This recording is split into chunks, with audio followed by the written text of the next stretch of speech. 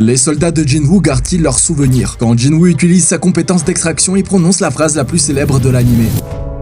On se rend vite compte que plus l'ombre est puissante, plus elle semble être consciente. Ce qui veut dire que le rang de la créature qu'il ressuscite influence son niveau d'intelligence et de personnalité. En réalité, la plupart des créatures invoquées par Jinwoo conservent non seulement leurs souvenirs, mais aussi des comportements distincts. Même si les ombres dites classiques n'ont pas vraiment de traits marquants. Ygritte affiche une certaine fierté et une loyauté envers Jinwoo, alors que quand Jinwoo ressuscite Tusk, ce dernier devient silencieux. Et on ne le voit pas vraiment interagir ou montrer des émotions. Mais dans l'épisode 13 de la saison 2, un moment crucial se produit. Alors que Jinwoo tente désespérément de sauver Chae. Il utilise sa capacité d'extraction sur Byung-gyu, et sans ordre précis, celui-ci guérit immédiatement Chae, puis sourit à Baek, tout simplement parce qu'ils étaient amis dans leur vie antérieure. Ce moment est essentiel car il prouve que les soldats de l'ombre gardent effectivement leurs souvenirs et émotions avant leur mort. Un autre exemple avec Beru, qui discute avec Jinwoo et lui fait remarquer que ce dernier ne l'a pas tué, mais lui a offert la possibilité de servir un vrai roi et de renaître encore plus fort. Cet échange montre clairement que Beru se souvient du combat qu'il a mené contre Jinwoo avant sa mort, et des émotions qu'il ressentait à ce moment-là. Dans le manoir, Beru et Ygritte discutent également de leur bataille passée. Par exemple, Ygritte part de la mission qu'Ashbrand lui avait confiée au château. Il dira même qu'au départ, il trouvait Jinwoo être indigne. De son côté, Beru se souvient de sa première éclosion et de la fois où Jinwoo lui a demandé comment il pouvait lui être utile après l'avoir vaincu. En réalité, vu la classe de Jinwoo, même les soldats d'une classe inférieure peuvent développer leur propre personnalité. Bien sûr, à l'exception d'Iron qui reste un peu limité dans ce domaine. A plus.